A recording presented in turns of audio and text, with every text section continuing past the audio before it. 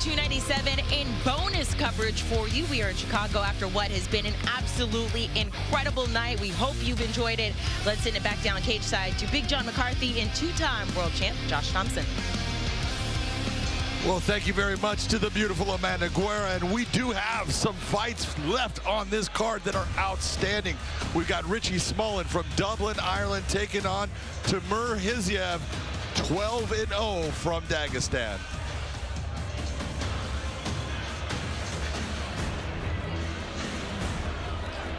Our tail of the tape for this featherweight matchup, 12-0 versus 10-2-1.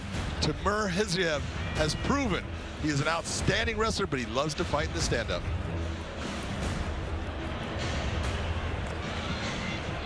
And tonight here at Wintrust Arena, the action continues, so let's get right to it. Here is 3 5-minute rounds in the featherweight division. Introducing the blue corner at 5'9", weighing in 145 pounds. He's near perfect in the Bellator cage at 4-1 overall. As a professional, he brings 10 victories, 2 losses with 1 draw. Presenting Richie Smullen. And across the cage, his adversary out of the red corner at 5'8", weighing in 145 pounds. Coming off his successful Bellator debut, the undefeated professional stands with 12 victories, no defeats. Now ranked at number 8, Timur Khizriev. In charge, your referee Kevin McDonald. This will be Richie Smullen's 6th Bellator match. He's only got 1 loss in that, the 2nd Bellator match for Khizriev.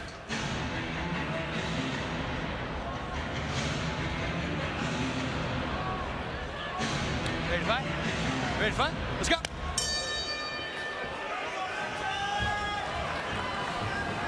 One of the things that we've seen from Khizriev early, he loves to be in the stand-up. He will wrestle, but he likes to be that stand-up guy who attacks with spinning attacks. Smullen, absolute grappler. He wants to get this fight to the ground from the start. We had a little bit of drama with Smullen in the back earlier tonight. John, you want to go ahead and elaborate on that for us? Well, that was you. Richie Smullen, again, he is a pure grappler. He got hurt by that kick, though. Pure grappler that does not like to wrap his hands. The commission wanted him to wrap his hands, took care of that, make sure that he's able to fight the way he's coming. Big time shot, though, by Khizriev. He's really hurting Richie Smullen. Beautiful uppercut.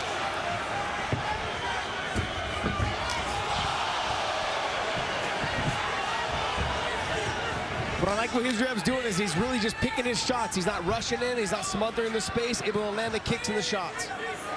Timur Khizriev, there you go. But that's bringing Smullen into a place where he's really comfortable. He wants to be on the ground. He does not care if he's underneath you.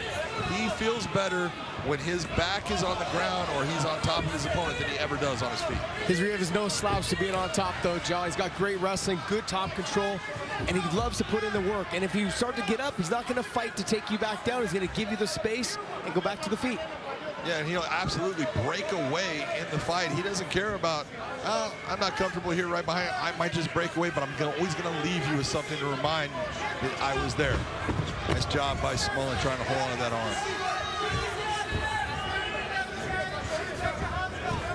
John, out of all Smullen's fights, so we've seen him countless times be in trouble, be rocked, be hurt, but guess what? He's still in the fight. He's a dog. He comes after you. He still keep wrestling, still trying to get the finish. It's so true. Look at him going after the spinning back fist there. Richie Smullen is that guy that you can never count out of the fight.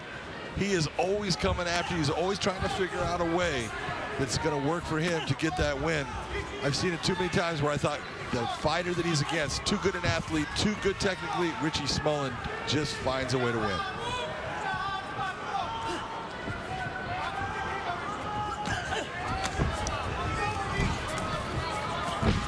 John, you know this. You were a part of a large part of my career in refereeing and being around it all.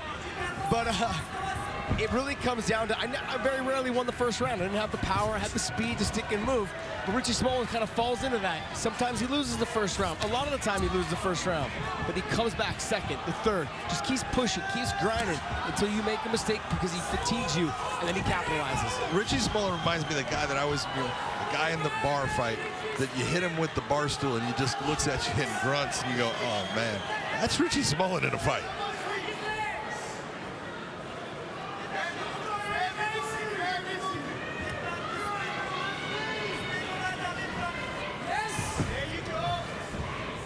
Khizriev with a good positioning, keeping his hips directly in front of Smullen's. Working to the half guard position. You'll see a lot of top-level wrestlers trying to get to that half guard because it's a little bit easier to control your opponent's body and keep their back flat to the canvas. Yeah, if you can get that leg up and clamp down on that downward leg, it's an easy position for you to just control the hips.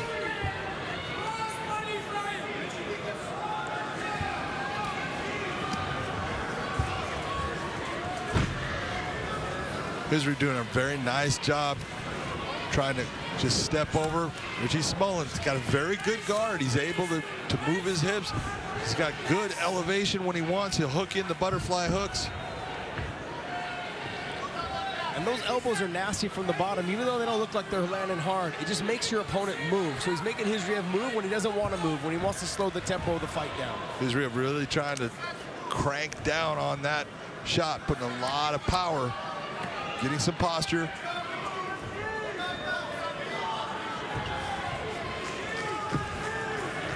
You know, when we talk about Dagestani fighters, why do we see such a wide variety? Because everyone has come to the point where they think of Khabib Nurmagomedov being the guy, and he had that wrestling base, and you kind of get it with some other guys, but we get a lot of guys. You look at the champion here in Bellator, you know, his cousin Usman, big time stand-up, really doesn't want to go to the ground. Well, Khizriev is kind of the same way. He would rather be in the stand-up than be in a wrestling match. Yeah, what you're going to find is that some of them came from, even though their family, they came from different parts of the camp in terms of Sambo. Some of them came from a Taekwondo-style background. Some of them came from the wrestling background. Big overhand right there by Khizriev. Nice round for Khizriev.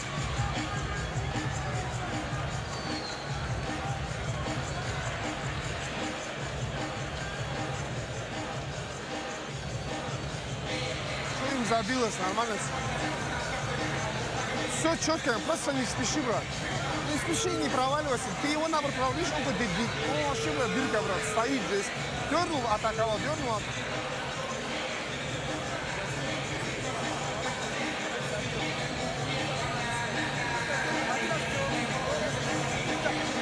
С ручек корпус хорошо заходит. Право через руку.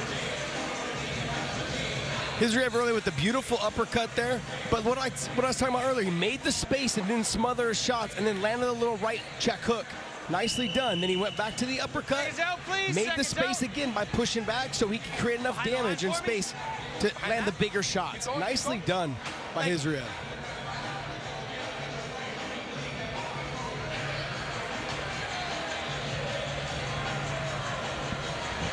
Getting ready for the start of the second round. Richie Smullen's going to have to do something to change that momentum, change that tempo of what's been going on so far. Nice little left hook there by Khizriev. I like how he takes 2 steps back and then circles out. As soon as he starts to feel like he's getting his back to the fence, he makes sure he takes an angle. And Richie Smullen coming off of a very big win against Peter Nadelski at Bellator 291. That was a split decision, and one that you look at, he grinded out that victory, and that's what he's going to have to try to find a way to do here against Khizriev. What I want to see Richie Smullen do is move his head a little bit offline as he strikes to close that distance. See how he's keeping himself straight upright? It makes it easier for your opponent to hit him because they always know where to find your head. Yeah, he looks like he's a little square to his opponent, which is opening up the ability for Khizriev to land these shots. Oh, big shot though by Richie Smullen.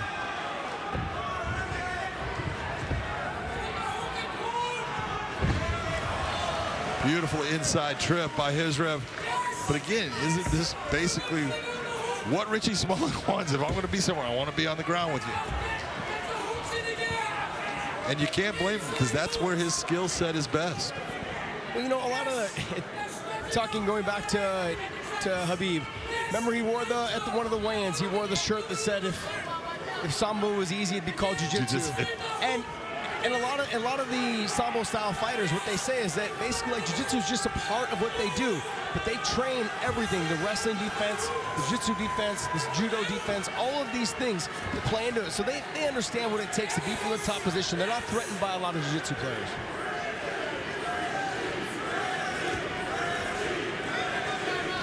Got the crowd looking to try to give some kind of encouragement to Richie Smullen.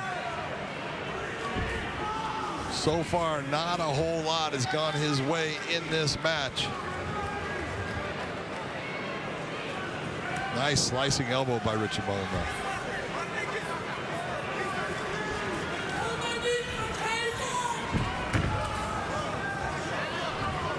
Looking to trying to pass that guard, at least get to the half guard there. We just lace flat on that leg, kind of suppresses the leg down, and then starts to slowly try to walk his body around it. That was a nice little knee tap attempt sweep there by Richie Smullen to kind of break his balance.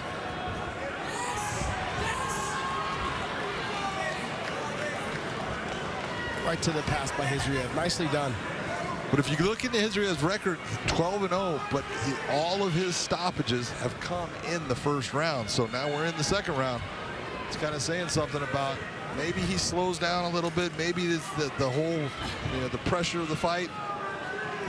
He's looking good right now. Well, we saw in that first round he had Smullen hurt. Yep. He made the space, realized that he didn't want to jeopardize overcommitting too much and getting tired, so that he started stepping back and letting the shots land.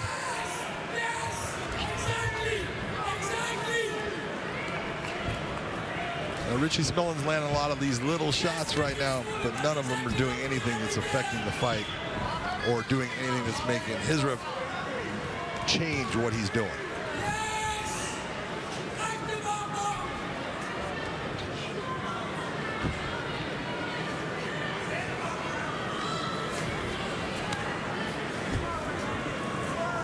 When you're watching at home, what you're trying to see is like Khizriev's in the top position, but he wants that far side underhook, and right now he has the overhook, and so that's why Richie Smullen's able to try to come up on the half guard or on the single leg to get back to his feet. Nicely done.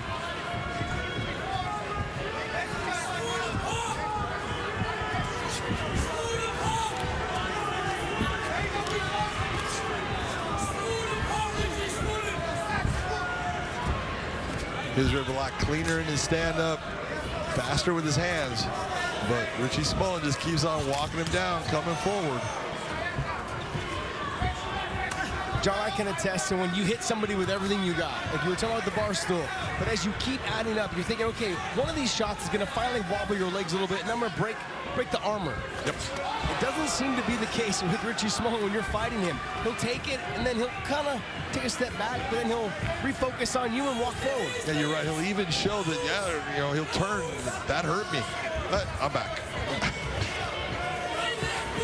You gotta love the heart of that, though. Not an easy thing to do. As we come to the end of the second round of this featherweight matchup. Stop. Break.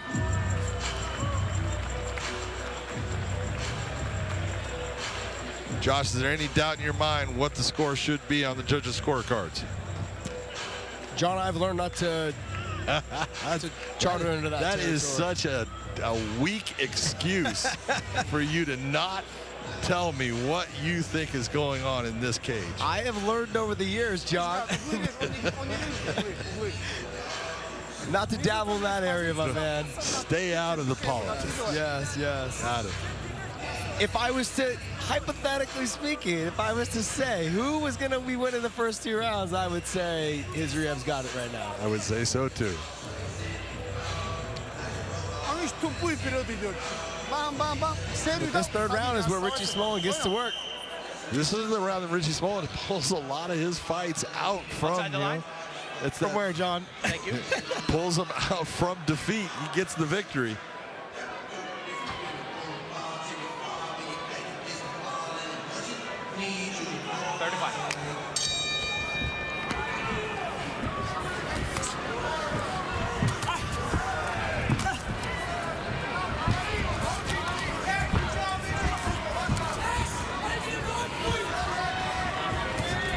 Both these guys throwing heavy leather to start this third round. Very heavy leather. Both really trying to turn it up.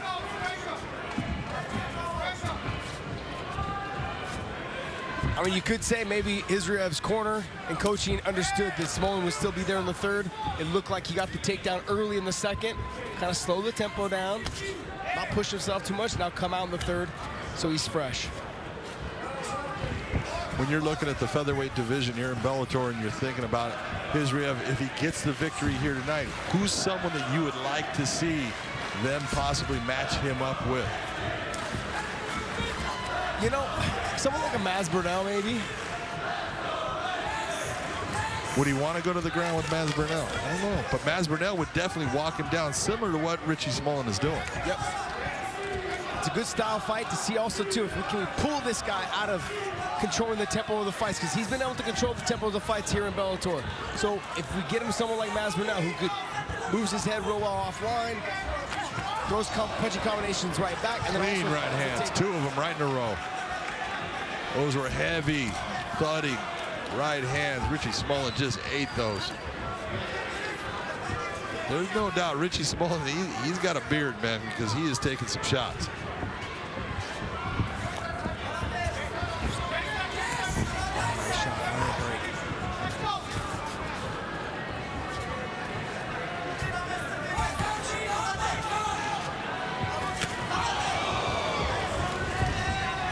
Smolin, when he throws that jab, he's got to return it back to his face a little bit quicker. He's getting countered with that overhand right. Nice job by Smolin, pull him up. Putting pressure on the neck.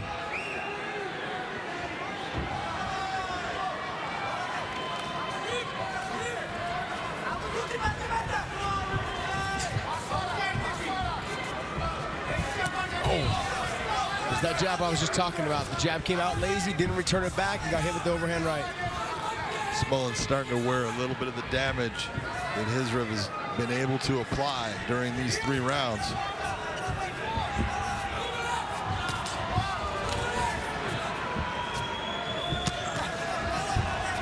Clean body shot by Khizriev.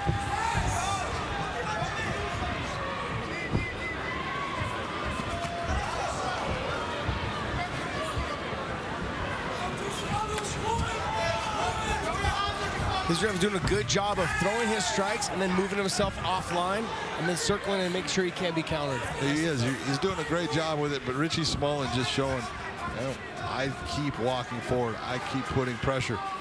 Khizriev is doing a great job of dealing with that pressure, and he's landing a lot of shots. Something you want to see from a young fighter. Something you want to see as far as, I don't just stop because someone's coming forward. John, it's one of the most exhausting things when you're landing big shots on someone and they keep walking forward and you've got to keep circling and staying away. You start realizing, man, no matter what I do, I should get the takedown. Slow the tempo of this fight down. I need a break.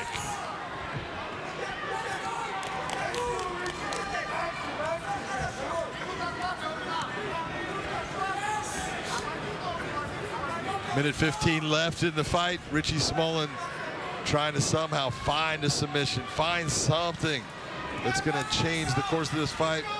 Good elbows from underneath, but that's not going to be the things that's going to stop Timur Khizriev.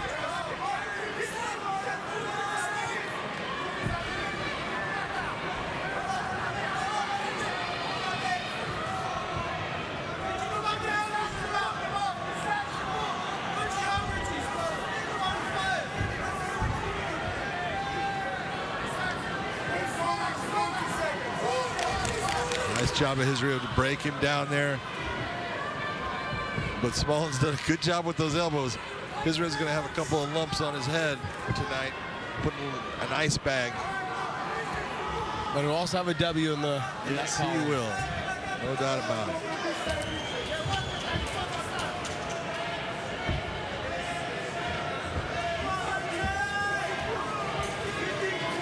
John, you asked me, so who would you like to see Khizriev fight next in that featherweight division? You know, I thought you brought up a really good candidate with Maz Burnell. Maybe Maz is a little too high right now in that position and stuff, but a little headbutt at the end there.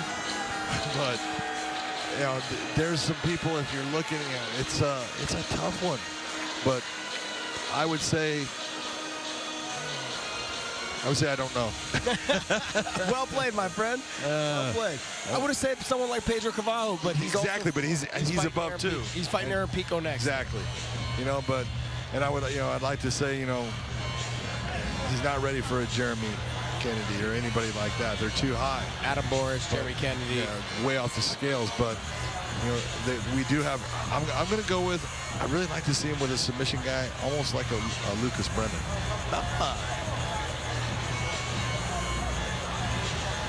Threw a little wrench in there, huh? A little wrench. Guy that can wrestle. Guy that's got good submissions. I think Khizriev is probably better on the feet, but be interesting.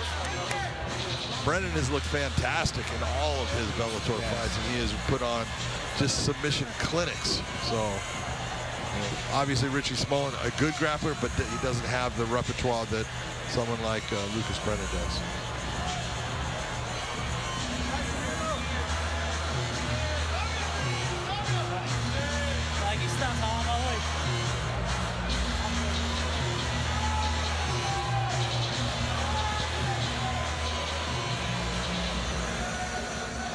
And we're waiting for our announcer, Michael C. Williams, to get himself into the Bellator cage to give us this announcement. And here is Michael C. Williams.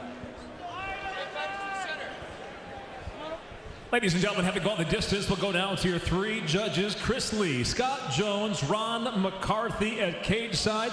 All have it exactly the same, 30-27 for the winner by unanimous decision, Timur Imam Khizriev. 30-27 across the board. Khizriev now goes to 13-0.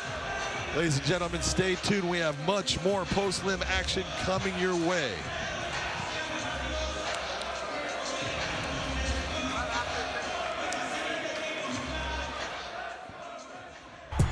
It's in my veins that I feel it. Look in my eyes, there's no way to conceal it. Pressure is pumping, it's coming, it's bubbling. Feel the earth shaking, the stomp of 100 men catching that contact. Prepare for that combat. And we are done. It's where it begins. That everything in that game that you win. Back brace for the impact. Are you kidding me? You catching that contact, brace for the impact.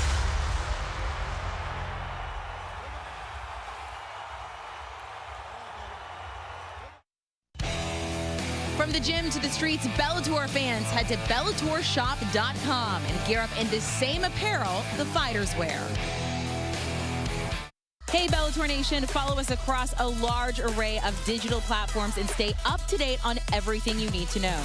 Like us on the Bellator Facebook page and see exclusive videos. Follow us and get instant updates on Twitter at Bellator MMA and get a chance to have your tweet live on the broadcast. See amazing pictures on Instagram at Bellator MMA. Join Bellator Nation today. Our teletape for this light heavyweight matchup, and we have got a banger here.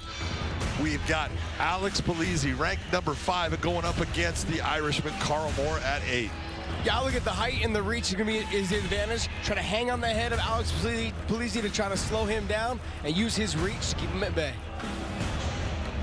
Let's get it up to our announcer, Michael C. Williams. Tonight here at Wintrust Arena, we'll go back to the light heavyweight division. We're scheduled for 3 5-minute rounds as we introduce the blue corner at 6'2", weighing in 205 pounds. Holding the number 8 ranking, he stands with 11 professional victories, 2 losses. He fights out of Belfast, Northern Ireland, Carl Moore. And across the cage, his adversary out of the red corner at 6 foot, weighing in 204 pounds even as a professional. 10 victories, only 2 defeats. Currently ranked at number 5. He fights out of Las Vegas, Nevada by way of Madison, Wisconsin, Alex "Easy" Polizzi. And the referee in charge, Rob Madrigal. Our referee for this light heavyweight matchup, Rob Madrigal from here in the state of Illinois.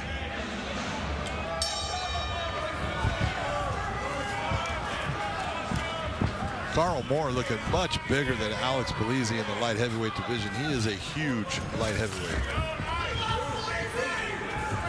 Alex Polizzi's got the worst tattoos in the game, John. That's a possibility. It is a possibility. And the one thing that we've seen from Alex Polizzi is he's had some just outstanding fights. He had just one of my favorite fights of all time when he fought Jose Augusto, back and forth, and just nothing but heart in that fight. Came away with the win when you thought he was out. He got hit with knees that I thought would knock over a house, and he somehow made his way past him. Yeah, when he fought Gugu that night, it was a fight that was electric from beginning to end. They came out swinging. There was flying knees, there was takedowns, there was slams, there was ground and pound. It was a well-rounded fight, and fantastic fight. And one of the big moments for Carl Moore, he went up against Carl Albrechtsen. He was like a plus 500 against Albrechtsen, and he got the submission victory. Unbelievable win in Dublin, Ireland. But John, you said it earlier, he's huge for the weight. He is. I'm looking at him going, man, how do you even possibly make the weight? Hollow bones. It's the only way.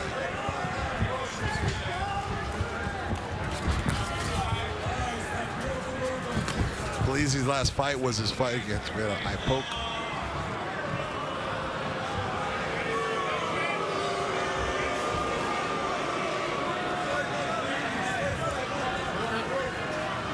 Never good when you get the eye poke. Let's see what occurs here. Here's a replay of the action. Moore comes forward, and Polizzi just tries to defend by putting the hand out. The fingers definitely go in the eye. Polizzi even shook his hand because it probably hurt his finger. One of the things that I like that I see out of Nevada right now is Nevada is allowing the doctors to have a wet towel that they can hand to the fighter to put in their eye. I think it helps in making your eye kind of settle down. John, let me ask you this. Are you allowed to pour water in your eye to clear it? No, they don't allow them to put, take water and pour or anything like that. You look at it's like you should be able to do, oh, big straight left hand.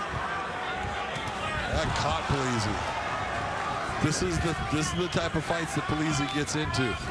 He just keeps on coming forward. He'll take shots. He took so many shots against Yoel Romero that he had broken his jaw in 2 places. That was not a good night, but when it comes to heart, there's no doubt that Alex Polizzi is never going to give in. He's got to move his head offline because that straight left's finding a home every single time.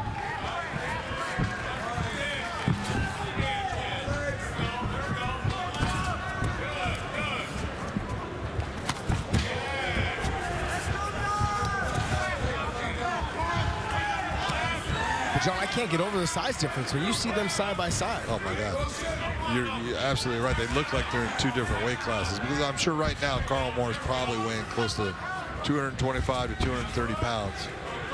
Polizzi is a guy that you look at, almost a tweener, could almost go down into that middleweight division.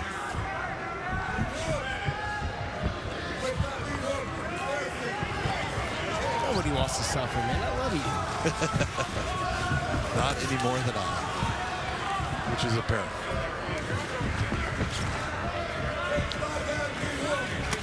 What I like that Carl Moore's doing, he's throwing the feints, and then he's letting the straight left come back, and he's giving away his space. Good right hand by Polizzi. Shoots in, changes that level, goes to the takedown. We'll see if he can do something different.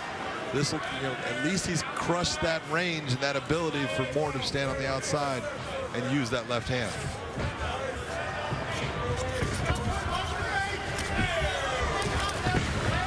Nice head kick off that exchange, though, by Polizzi.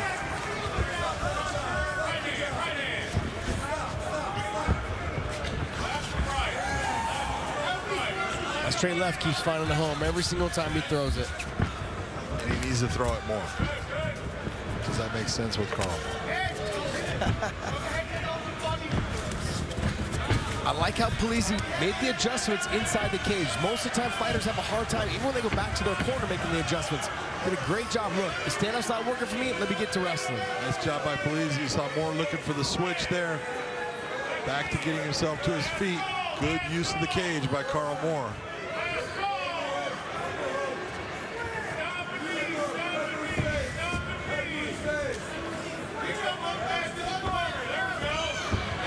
The old school foot stomps, John.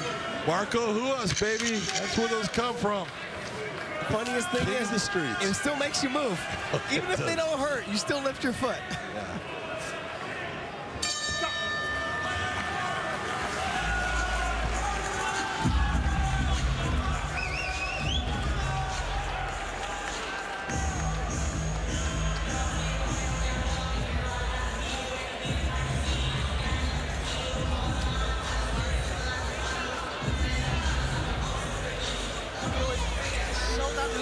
Just stop making entries. He's terrified out there, okay?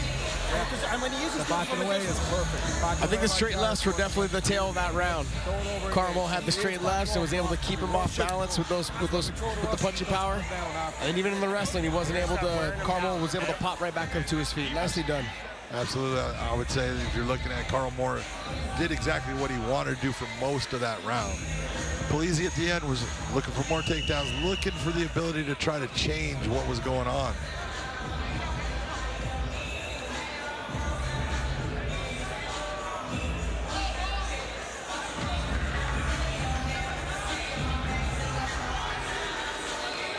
Round two, round two.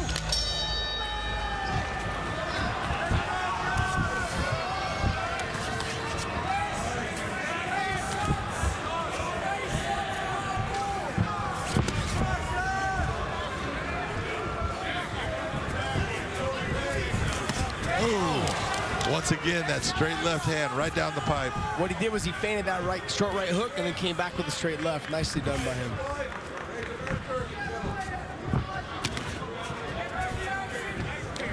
He does a very good job of making that thing pop straight out, straight back. Well trained. I think that's a little bit more of what Polizzi needs to do. He needs to put that constant pressure so he can't set down on his punching power. Right now, Polizzi's having a real problem with the range, getting himself inside. The guy's starting to make big lunging movements. But out of those breaks, John, because he is the faster fighter and he obviously is a little bit smaller, he needs to, on the breaks, let the hands go. Always exit on. Exit with something that tells him, hey, you don't want me to be here. Polizzi has the possibility of maybe. Got squashed down right in the middle of that. Good job by Carl Moore. Great job of circling around. He's needed to keep circling.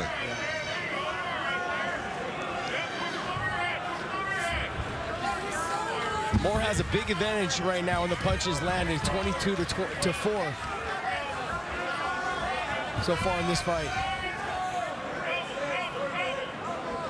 There's been no doubt that Carl Moore has been the more effective fighter on the feet, and that's why Alex Polizzi is trying to get this thing to the ground. John, you also know this, though, is that anytime someone starts wrestling, you start grinding on somebody, it starts slowing your opponent down when they're the bigger guy. You just keep pushing on them. We've seen Alex Polizzi just grimy, just keep going, and look at what he's doing right now. He's onto the top position. Now he can start to do work. Very nice job by Polizzi to get there, but almost caught. Good job by Polizzi to make sure that doesn't happen. Get both hands inside those legs. Let's see if he can keep him here. Nice elevation by Carl Moore.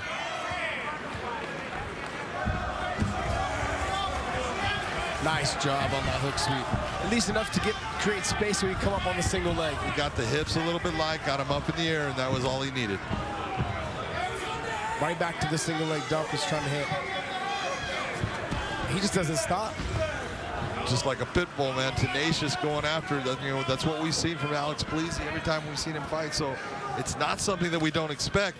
The real difference here is the size matter. I think the size is going to start to wear down on him.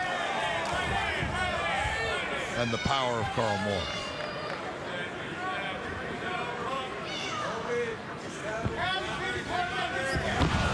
Nice takedown. Very nice takedown, going backside with it. We've seen that Carl Moore on the ground, he's got a good submission game, so Polizzi needs to be very tight. Nice job. Got too high on that. Polizzi almost goes to mount.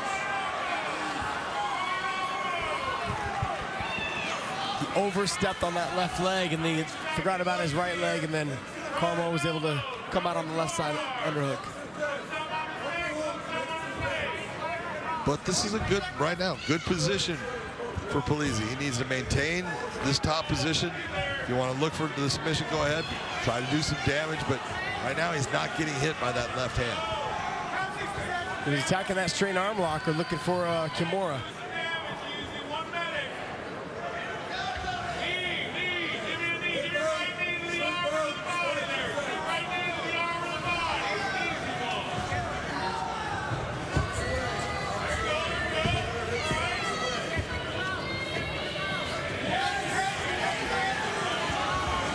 Good work by Polizzi. Could look towards, I knew it was going to come over. Nice. But that was an all-strength going with that. Very strong move by Carl Moore. That burned a lot of energy. Utilize that fence to help kick him all the way over. Give him the leverage to get him over. Polizzi back on the grind, though, doing what he does. Great job by Polizzi to get back to that top position. Only 15 seconds left in the round. John, is this enough to steal the round? You know, you can take a look and say he's done good work from the top position. He looked for the submission. There really wasn't anything there. He got swept, but he got the position back. A couple of shots at the beginning of the round were pretty sharp by Carl Moore, though. That was kind of a whippy answer. Who scored the round? Who won the round, John? Excuse me. I am the play-by-play man. You are the color man. I am going to ask you. I'm gonna give that round to Alex Polizzi. I think it's 1-1 going into the third. Oh, I like close, that. though. I like Same it. thing. Carry It is a that close shit fight. straight back. Okay. Watch that high kick. Keep that right hand high. Okay. A lot of feints right out the gate. We're gonna look fresh right off the gate. Okay. Okay. Big breath. Catch your breath. Hooks and straight right. Set up that takedown and let's just walk out of here. Okay. All right. You got to do damage when you got him on the ground. Yeah. Position first, then damage. Okay. He's giving you that mount too. Yeah. Okay, if you enter to stop that head, because they're not Lead his corner, he's telling him all the right things, John. Absolutely. Will Fleury there in the corner of Carl Moore.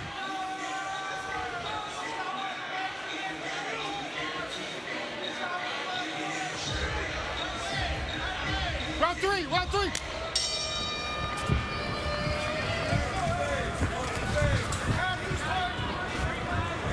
Polizzi needs to start. There you go. Changing levels and getting into Carl Moore's legs.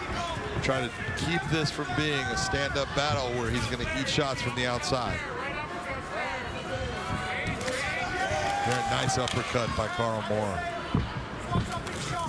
Nice head kick, though, by Polizzi.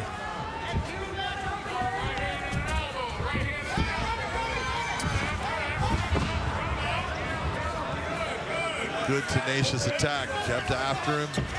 Didn't stop.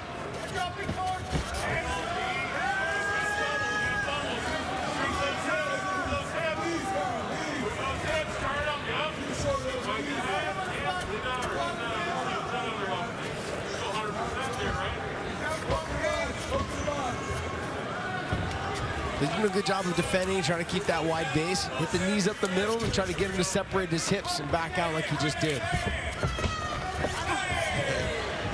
No matter what, Polizzi is tiring Carl Moore out. Just mentally saying, I'm tired of you shooting on my legs. I mean, if you're Carl Moore, you try and get the takedown now. Put your heavy, Absolutely. your bigger body on top of Absolutely. Polizzi and try to slow him down. Because we've seen Polizzi before in the past, John, and we know he's not going to stop. He's going to keep coming forward. His fight with Romero, his jaw was broken in 2 places, and he just kept coming forward. No quit. Not the smartest thing. Not the smartest thing. But no, he's got no quitting. We've seen that in multiple fights. This guy comes to fight, and he's going to give everything he has. He's the kind of guy you're looking for because he always brings it. He's never going to stop and just do the minimum. He's going to try to do everything he can to walk out the winner in the fight. The fence didn't help him with that right there. If that was out in the middle of the mat, there would have been a difference in body positions. This is what happens. You go after, you start eating these shots right here. Not a good thing for Polizzi. You have to have Cage awareness when you hit submissions like that. Beautiful job by flipping him over the top. Great job, and that's what happens when you don't utilize your legs. You gotta have those hooks in.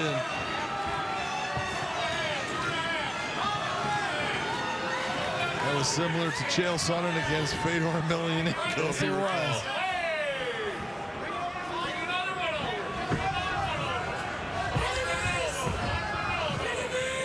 2 minutes, a lot of time, and his corner told him you've got to do damage if you're in the top position. He did. That second round was close to be anyone's round. But it's not easy to do damage from side control because you only have a couple ways to attack. You can try to use the elbow. It's a great tool. Or you look towards the crucifix position to open up with either elbows or punches. But you're normally generally using both arms to control the body, so it's a hard time attacking offensively.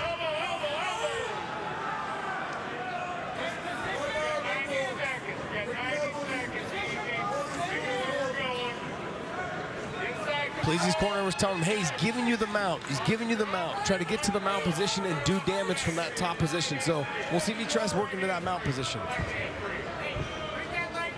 The problem is when you're fighting someone or with someone that's a little bit bigger than you, you go to the mount. It's almost easier for them just to roll you over. At times, you get to that mount, you want to do something to settle the hips down, put a lot of heavy pressure on him. Here he goes. He almost went. He's got to turn his feet away from the fence so he can't utilize that fence to wall walk and try to buck him off again like he did in the second.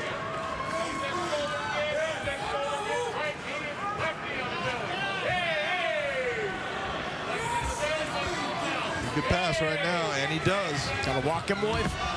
But he's going to use that fence. You know, that's going to give him that leverage to be able to buck him over. Well, not only that, he went right to the mount, John. So it was bucking him over, but going to the mount. Great job by Polizzi, though. There it comes again. Polizzi ends up in the top position. You got to give him credit. He's done a great job throughout this fight of making Carl Moore end up underneath him in these grappling exchanges. You talk about fight IQ all the time on our podcast weighing in. I got to be honest, John, this was a perfectly executed fight IQ for Alex Polizzi. He made the adjustments in the cage while the fight was going, which is very difficult. Great job by him. Absolutely. I don't know if he's going to win. We're going to find out.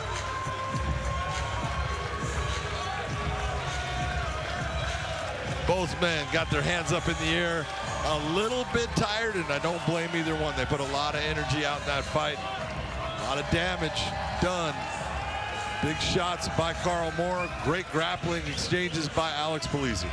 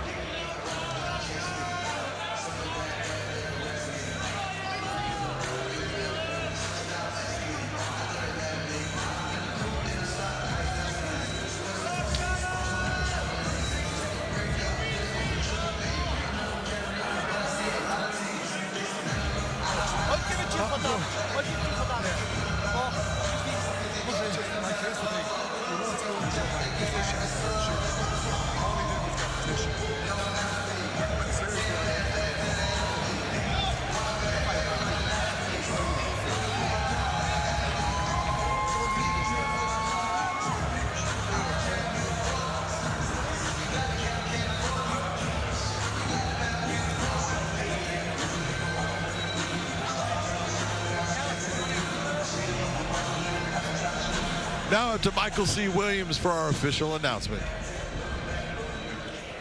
Ladies and gentlemen, for the decision, we go to your three judges at cage side. Chris Lee, Scott Jones, Ron McCarthy. All who have it the same at 29-28 for the winner by unanimous decision, Carl.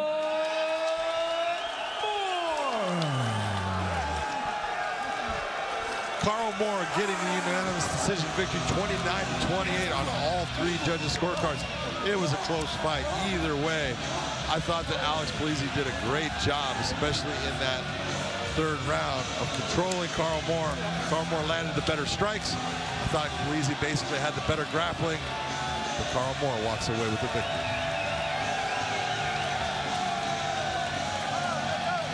For everyone out there, we have much more bonus coverage coming your way of our post-limb fights. Stay tuned. Hey, Bellator Nation, follow us across a large array of digital platforms and stay up to date on everything you need to know. Like us on the Bellator Facebook page and see exclusive videos. Follow us and get instant updates on Twitter at Bellator MMA and get a chance to have your tweet live on the broadcast.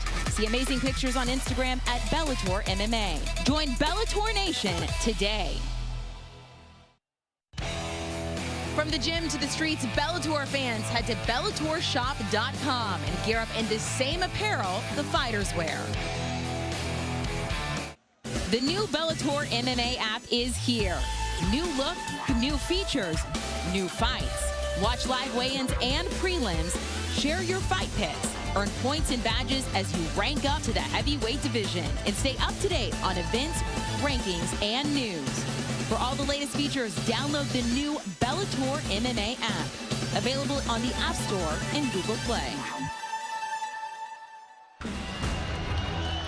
Our tail of the tape for this lightweight matchup, we have got Mike Magic Hamill taking on Hamill Nakayev. John, they're virtually identical. 10-0 against 10-5, but I'll tell you what, Mike Hamill has had some incredible matchups here in Bellator. They have never given him an easy opponent, and man, they didn't do it to him again. This is going to be a burner. Let's go to our announcer, Michael C. Williams. Tonight here in Chicago, Bellator 297 continues now as we go 3 5-minute rounds in the lightweight division. Introducing first the blue corner at 5'9", weighing in 156 pounds even. Now 1-0 in the Bellator cage overall. He stands undefeated as a professional. 10 victories, no losses. Ladies and gentlemen, presenting Hamill Nakayev. And across the cage, his adversary out of the red corner at 5'9", weighing in 155 pounds, victorious in his last fight with a 42-second TKO. He enters tonight 10 professional victories, 5 losses. Introducing Magic Mike Hamill. And your referee in charge, Kevin McDonald.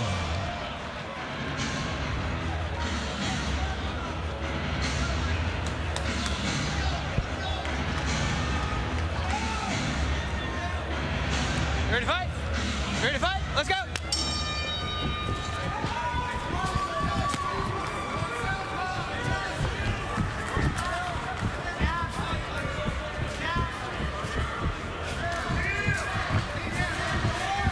Hamill Nakayev, very good stand-up. We've watched it before. This guy explodes into shots, hides his kicks very well. He's got good wrestling.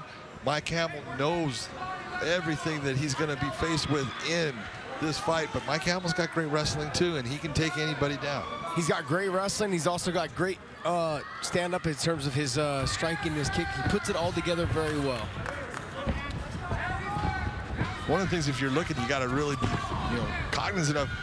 Mike Hamill came in first off on a couple days' notice to take on Adam Borch, and lost a split decision in that, put on a great performance. And then his second opponent here at Bellator, they gave him Usman Nurmagomedov, who hates him.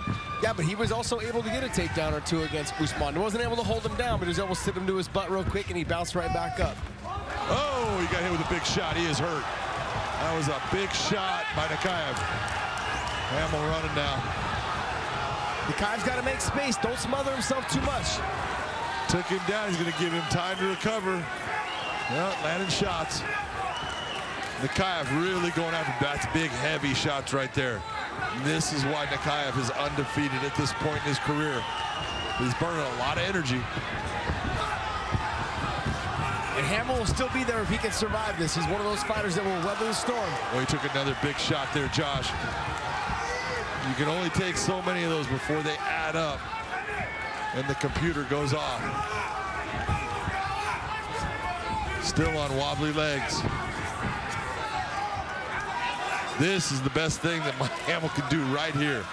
Stay in the clinch, keep him tight, don't accept any more damage. Nakayev exerted a lot of energy during those exchanges. He's gonna have to grab some air. He's making his space right now, walking down.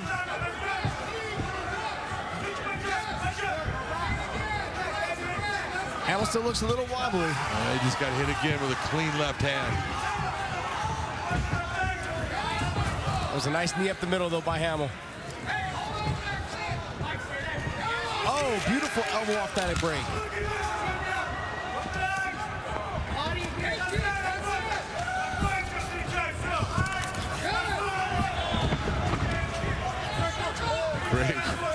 Great action by both guys here. They are just going broke. It is non-stop. Hamill's been hurt multiple times in this fight, but he keeps on fighting his way back. John, we talk about fighters being in shape all the time, and the recovery is a lot faster when you get in trouble and you get rocked when you're in phenomenal shape. We've seen Hamill get rocked before. He's in phenomenal shape. He comes back and does a great job of the rest of the fight. Well, I'll tell you what, Nakayev sits down on his punch and he has got some power. Heavy hands. This is a fast-paced first round, John. Just ask Nakayev. He's like, what happened? I thought I was going to get this guy out of here.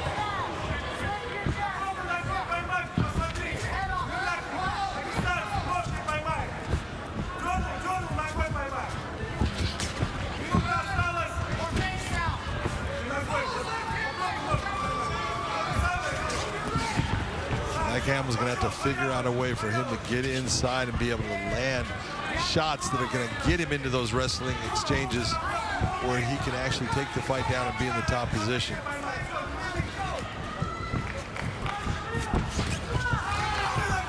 At this point, you can see he's just eating the bigger shots continuously in this round. And then even when Hamill does get off, Nakayev is also just able to slip underneath or come out on the other side. He's hitting him. Oh, and then again, making a miss. That left hand has found a home. That right hand just found a home as well. Absolutely. Nakayev, man, Hamill is tough. Nakayev has landed 33 shots so far in this round. And I would say that 3/4 of them have been heavy shots. Nakayev's landing on a 50% clip there, John. 50%. Yeah, it's doing pretty good. Lean right.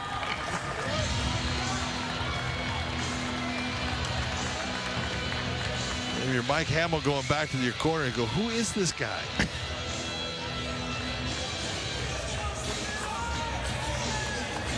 How you feel? It looks fucking great. Hey, let me see you. Slow down just a little bit. John, the story of Nakayev in this round was obviously all the big shots that he was able to put down on Mike Hamill. And just came over the top every single time. Hamill's having a hard time with that range, and he was able to clip him almost like right on the tip, behind the ear. Wobbled him a little bit, kind of smothered himself, but those little short choppy shots really do the work and do the damage. Did the same thing after he landed the shots. Right hand, left hand. Hamill trying to get away to make space to recover. It was amazing that Hamill took so many big shots and recovered from all of them, showing the kind of grit that he has, because, man, I'll tell you what, a lot of guys would not have survived that round. Gentlemen, round two.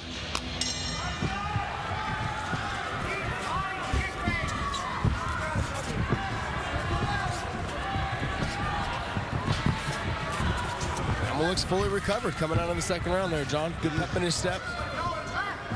We know he's got a gas tank, and we know he goes. That's what he needs to do right there. Change this. Nice job of trying to switch, turn it the opposite way. Nakayev's got good wrestling defense. And that tempo in the first round was so fast, I was surprised, because you normally, when you go back to the corner after the first round of exerting that much energy, it kicks in that you're tired. And you come out in the second round, you're like, man, I'm exhausted. I'm tired now. Yeah. And they came out like the first round never happened, John.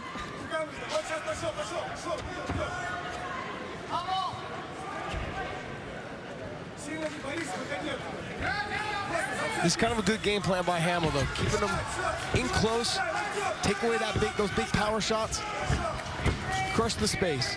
He definitely has to continue to move to his left to stay away from the power of that left hand, because that left hand has been just a laser finding the chin of Mike Hamill.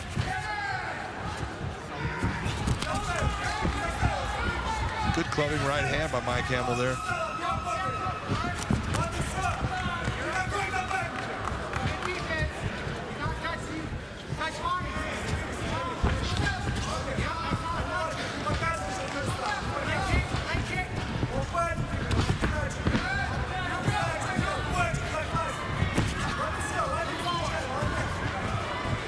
Call that setting up the shots and the takedowns. Not doing it raw dog. What he did was he waited for Nakayev to go ahead and set up his big shot, and then he lowered his level and shot in. Nicely done. Well, this right here is a good opportunity for Mike Hamill. He does have him on his back. We'll see what he can do. Mike, normally very busy with his ground and pound, lands big elbows. Nakayev trying to work his way out of it. Nice job by Mike Hamill, but Nakayev up on his feet again. Big knee. Nakayev says, yeah, that did nothing.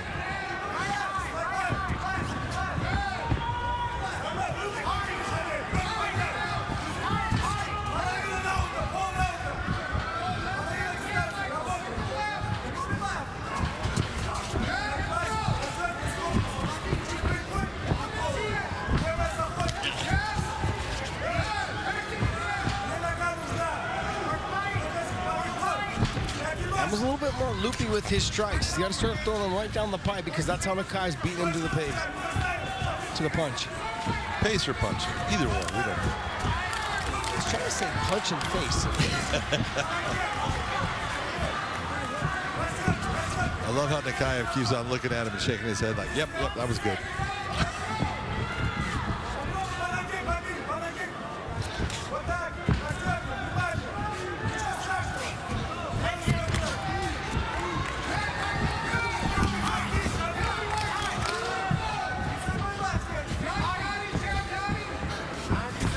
Both these guys fighting at a crazy pace right now, John. Both these guys have absolutely put it out there right now. And it's the amazing part for me is the transitions that both guys have had at times, and the way that they've been able to just fight through what the other guy is trying to do, get themselves back to where they feel superior. But Mike Hamill hurt in the first round badly. And he's looked good in this round.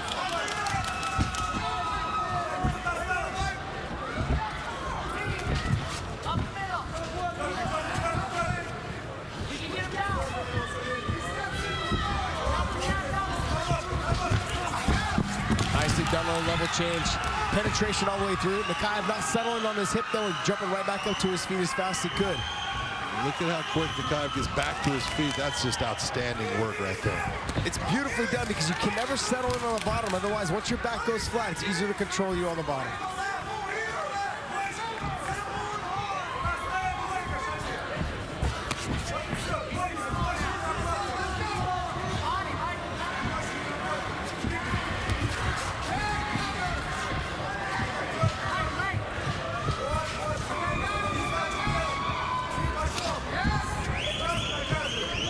After that first round, though, Mike Hamill's worked his way back into this fight. I mean, this round is very close, John. It is a close round, and it's really a question of the grind versus the technique.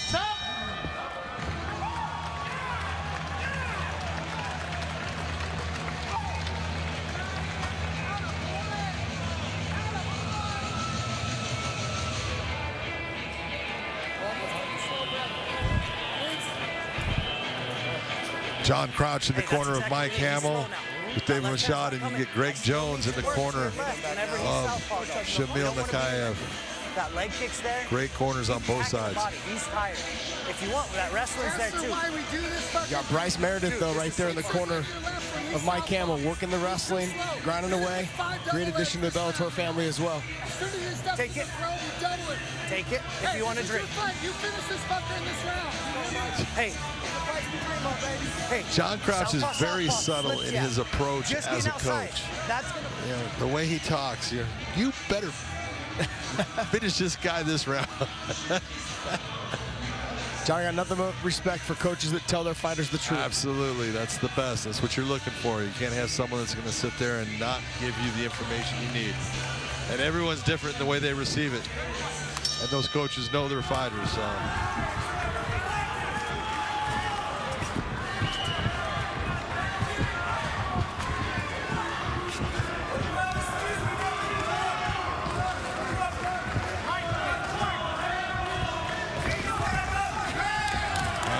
Looking to get this back to that grappling range. Not that he hasn't had success there. He's had success in being able to get him down to the ground, but Nakayev has always been able to get back to his feet. What I like he's doing now is he's feinting, getting Nakayev to react, and then lowering his level and getting in deep on the penetration. Finishing is, the wrestling doesn't start until you get in there. Everyone's like, oh yeah, you got in deep. Yeah, the wrestling doesn't start until you get there. It's all the work is when your shoulders and your body hits their hips.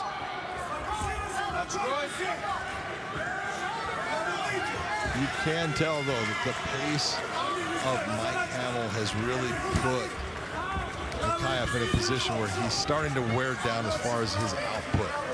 It's the pace of Hamill and just that grind that he brings.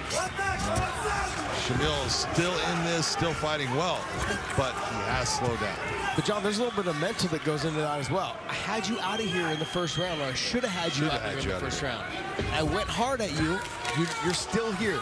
Why are you still here? And now I'm getting tired. And now I'm pressed against the fence, potentially losing this round. I mean, I know we're only a minute and a half in, but I'm saying, like, now it's being pushed on me when I was the one dictating the pace early in this fight. You're absolutely right. Yeah, but these are the positions Nakayev was getting himself out of earlier in the fight, and now you can see he's not.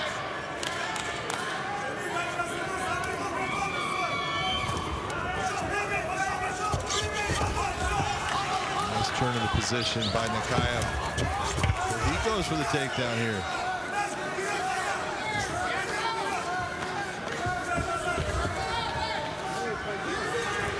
Trains with Benson Henderson. He's real slick against the fence at defending takedowns. I'm sure it trickles on all down to all the other fighters. You saw right there with Nakayev, his hands were going down on the legs. All of a sudden, nope, they're coming up because, oh, I got a problem.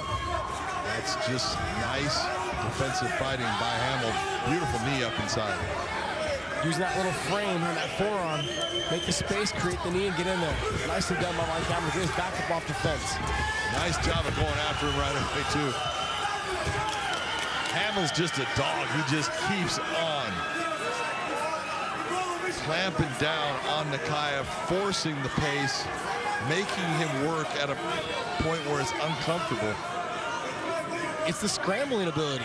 They both were in a position that whoever could get their hips up higher to get to this position. Mike Hamill beat him to the punch.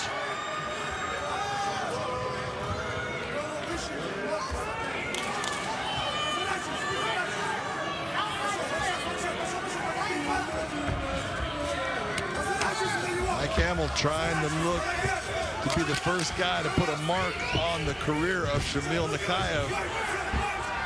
He's got a minute 40 left in this round.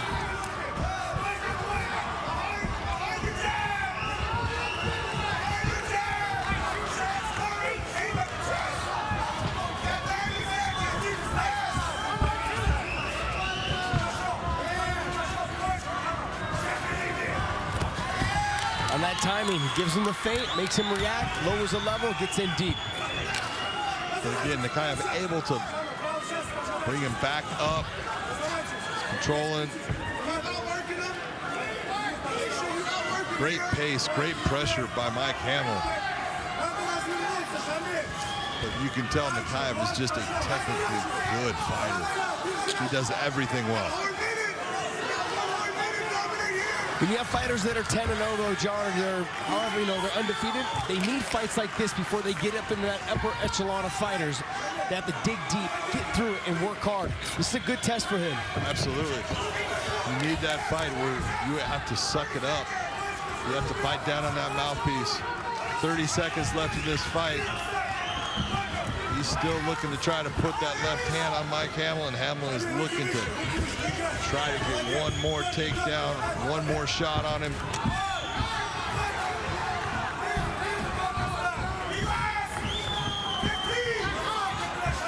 Outstanding effort by both men in this fight. Both really put a ton of energy out. Great competition. And it goes to the judges' scorecards. What does Burt Watson tell you never to allow happen? Don't let it go to the judges. They'll make you cry. Make you cry. John, I'm going to throw a little wrench in all this. Was the first round a potential 10-8 round? Absolutely could have been. And Mike Hamill potentially could have won the second, and I had him winning the third. Did you have him winning the third? Yes, I did. I had him winning the third. I'm not too sure about the second. Why are you always second-guessing me? I'm not second-guessing you. I'm just telling you that you are now saying this is a draw. I'm saying I'm going to throw a wrench in it. When I said I'd throw a wrench in it, I'm saying this could potentially end up being a draw. How big of a wrench are you throwing? It was a great fight. Great fight. Outstanding job. Huge heart by Mike Hamill to get himself out of that first round. But I'll tell you what, because he was in trouble. You know, when you are running across the cage, and I don't blame him for doing it, but you know that you got problems. Yeah, you're in survival mode. Yep. Do whatever you can to make sure he gets past that point into the next round. I'm going to say first round was 10-9. Second round, I'm going to give to Hamill. Third round to Hamill. Okay.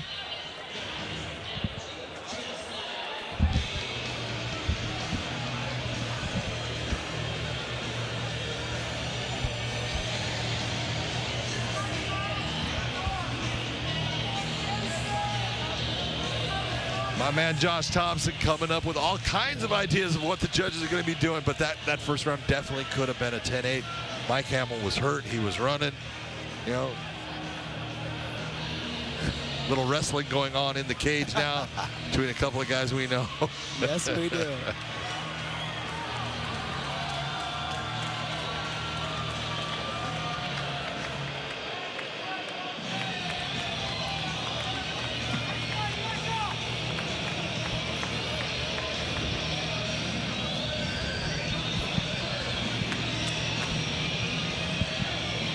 Our man Michael C. Williams finally getting himself up into the cage so we can find out who the judges have decided wins this match.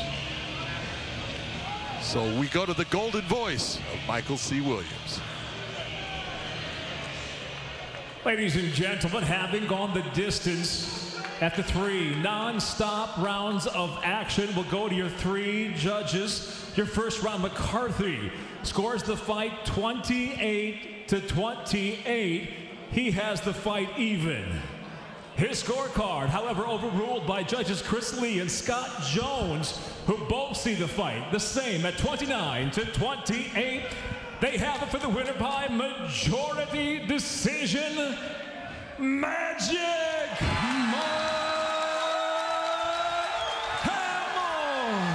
That is what a tenacious attitude and a never stop desire will do for you, because Mike Hamill was hurt bad in that first round, and he came back winning the second and third round there. Outstanding job by Mike Hamill, but I do agree with the 10-8 round in the first. I agree with it as well. You know, and that second round was a toss-up. Really decided on what you thought was more important. It was the takedowns, the control as much as he possibly could.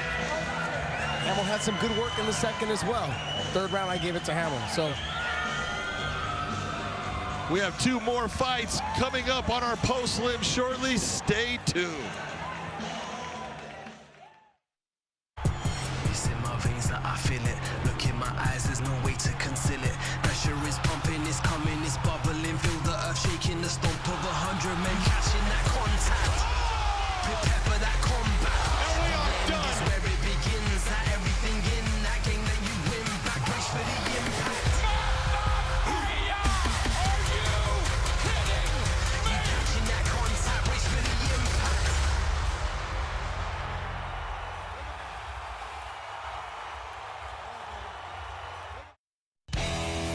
From the gym to the streets, Bellator fans head to BellatorShop.com and gear up in the same apparel the fighters wear. Hey Bellator Nation, follow us across a large array of digital platforms and stay up to date on everything you need to know. Like us on the Bellator Facebook page and see exclusive videos. Follow us and get instant updates on Twitter at Bellator MMA and get a chance to have your tweet live on the broadcast. See amazing pictures on Instagram at Bellator MMA. Join Bellator Nation today.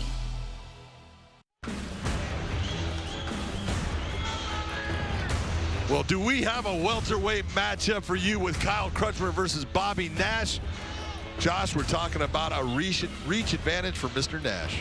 Go ahead, John. You do the math on it for me. But yes, he does have a big reach advantage. He also has a very 6.5-inch reach advantage. And the height advantage. Let's get this to Michael C. Williams. And now, ladies and gentlemen, we go to 3 5-minute rounds in the welterweight division. Introducing the blue corner first. At 6 foot, weighing in 171 pounds even. His professional record 12 wins, 4 losses. He fights out of Roseville, Michigan, Bobby Nash.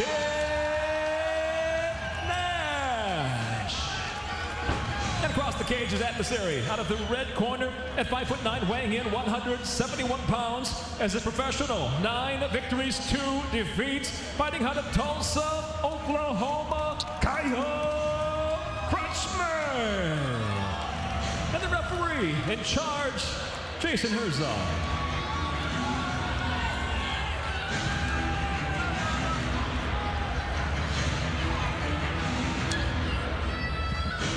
Our referee for this welterweight match, Mr. Jason Herzog in the middle. Bobby Nash against Kyle Crutcher. Josh, this is really a wrestler versus wrestler match because Kyle Crutcher coming out of Oklahoma State, fantastic collegiate wrestler. Bobby Nash, he's got a wrestling background. He lives off of wrestling. How do you see this? I mean, I look at Kyle. He's got to just give the feints, almost like a Mike Hamill type fight. He's got to give the feints, lower the level, get in deep on the takedowns, not give up on him. Work his way up to the body lock, look to knee trip, all along those lines. He's got to be very careful because Nash has big power in his hands. He's kind of a wild fighter. He'll I don't want to say herky-jerky, but he has that style of keeps you guessing. Yeah, he's got sometimes it's almost like a Keith Jardine approach. Well, I look at him a lot more like a Mike Shipman. Yeah, good point. They're stiff. Like Jardine was he kind of flew. He was fluid a little bit. Did you just say Keith Jardine was fluid? He's fluid. He kind of moved off of his movement. Do you even know what the word fluid means? Kyle Crutcher in on this. We'll see if he can finish this takedown. Nice job by Nash to get back to his feet.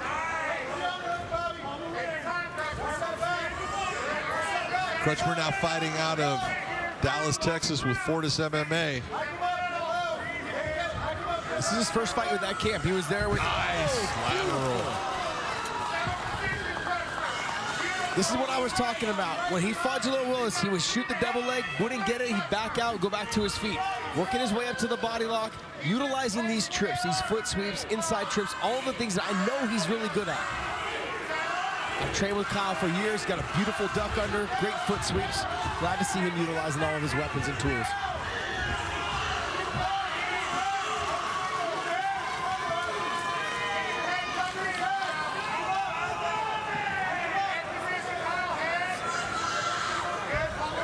Nice job by Bobby Nash to get himself up and out.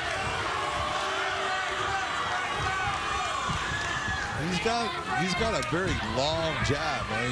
He needs to really think about popping that thing out a little bit more. But John, you know, if you have that reach and that long jab and those long push kicks, if you're missing your mark, you tend to get tired. Anytime you miss, it takes twice the amount of energy.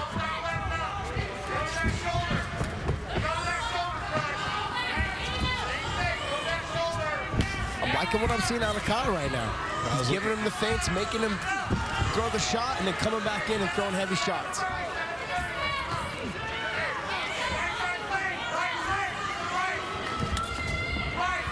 I've sparred and worked a lot with Kyle. He's got a beard on him. He can take a shot.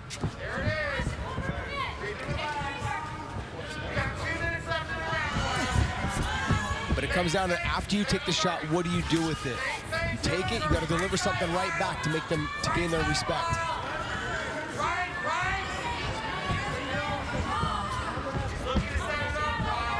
Well, not too sure about the movement of Nash. He's getting a little frustrated with how quick Nash is to move himself out of range.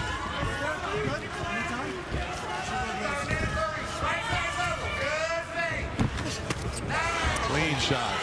Very nice right hand by Kyle Crutcher. He's really, oh, there you go. Shot. Bobby Nash needs to move.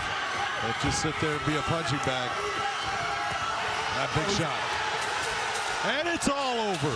Big knockout win for Kyle Crutcher. Nicely done. When he got to that top position also, he was hitting him with those small shots, and then he turned him to the other side to make sure he hit the shots that were clean on the chin. Nicely done by Kyle. Let's take a replay of that knockout, Josh.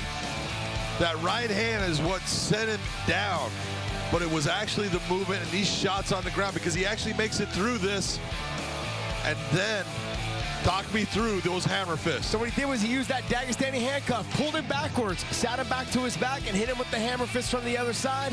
You can only take so many of those after you've been rocked.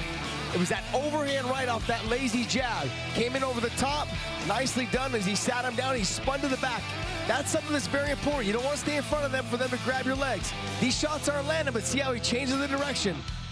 Puts it back to the flat, hammer fist, Herzog calls the stop. That's a big win for Kyle Crutcher. He needed that. Let's get it up to Michael C. Williams for our official call.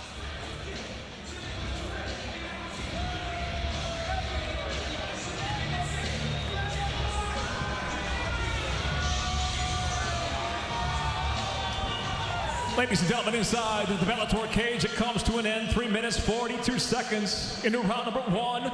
Referee Jason Herzog steps in, waves off the contest due to strikes. The winner by TKO, Kyle Crutcher.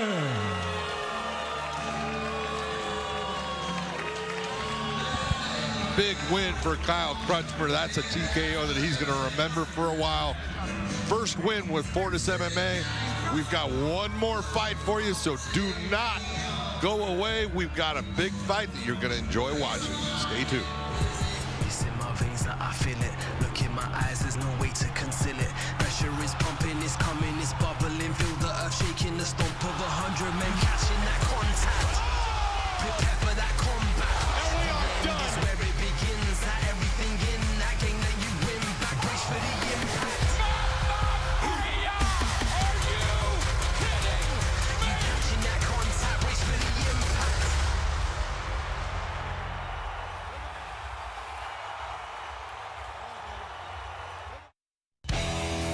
From the gym to the streets, Bellator fans head to BellatorShop.com and gear up in the same apparel the fighters wear. Hey Bellator Nation, follow us across a large array of digital platforms and stay up to date on everything you need to know. Like us on the Bellator Facebook page and see exclusive videos. Follow us and get instant updates on Twitter at Bellator MMA and get a chance to have your tweet live on the broadcast. See amazing pictures on Instagram at Bellator MMA. Join Bellator Nation today. Well, we've got a heavyweight matchup for you. Our tail of the tape for the heavyweights. John, they're both big men. 264, 261, 30 years of age for Vladimir Govea. Gabriel Sayak, 36, 1-1 versus 1-0.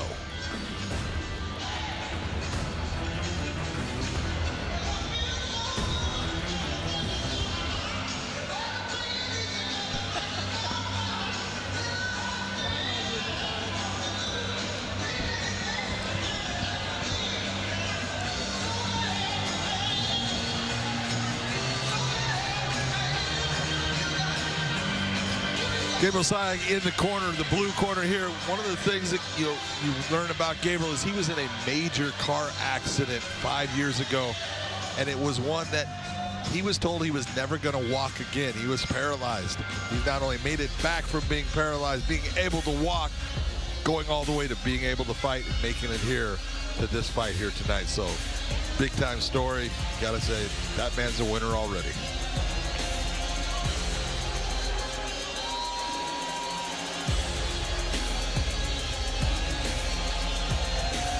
Gabriel Sayak was also a combat veteran in the U.S. Army for 8 years, involved in over 123 combat missions. So I think stepping in the Bellator cage is easy work for this man tonight. He is facing a big, strong, heavy hitter and good grappler in Waldemir Govea.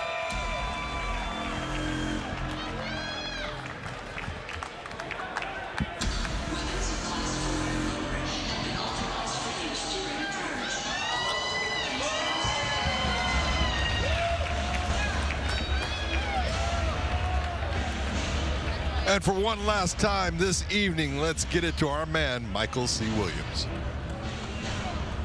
And now, ladies and gentlemen, the time has come to conclude Bellator 297, and we'll do it now with 3 5-minute rounds in the heavyweight division.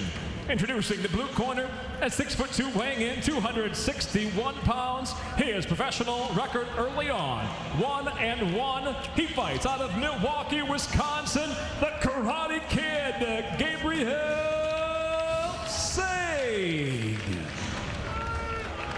And across the cage, his adversary out of the red corner at 6 foot, weighing in 264 pounds. After a successful professional and Bellator debut, he now stands at 1-0, fighting out of San Francisco, California, by way of Goiás, Brazil. Ladies and gentlemen, introducing Vladimir Govea. And your referee in charge, Kevin McDonald. Kevin McDonald is so excited to be the last referee standing in this cage tonight. It's been a long night, and he is hoping that these guys throw big shots, put on a show here. Get our commission staff to get out of the Bellator cage. You ready to fight? You ready to fight? Let's go! And here we go.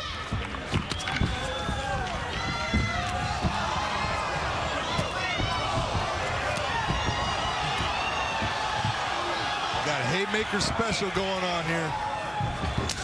Oh, big. Oh, that hurt him bad. That body shot hurt him bad. He is done. It is all over. No way he was going to survive that body shot. You could hear it. Vladimir Govea just annihilated him. He's still falling down the ground. That's the way a heavyweight fight is supposed to go down, Josh Thompson. Govea's got great submissions, good takedowns. Ralph Gracie in his corner, legendary Ralph Gracie in his corner, goes out there and stands in. Don't you talk to me about the lightweights. Did you see that? Did you see what happened right there? That's what I'm talking about. Heavyweights, baby. John knows everything about heavyweights. That's why we call him Big John. It was just the big shots right off the bat. They both came out for exchanges. That's what we saw in their first fights. It was just Govea that was landing the clean shots. He made enough space to create the distance to land the big shot. So watch as he falls up, big kick right to the body, nicely done. If he would have smothered himself, that kick would have never have landed. He would have stayed in that boxing range. After you land that body shot, John, what does it feel like? Your whole body shuts down. It's horrible. Nothing you can do about it. You try to hold yourself up. It's just a horrible feeling, but that was a big time shot. He did a great job of making space to land that, like you said, because it's all about that space and putting it on the target. He did it. Great job by Vladimir Govea. Second win here in the Bellator cage. He's feeling pretty good about himself, and he should. Let's get it to our man, Michael C. Williams. Ladies and gentlemen, the night comes to a close. 20 seconds into round number 1. The winner by knockout, still undefeated, Vladimir Govea. We had a great night of fights here tonight in Chicago. I want to say good night to everyone. My man Josh Thompson, I'm John McCarthy. Have a great one.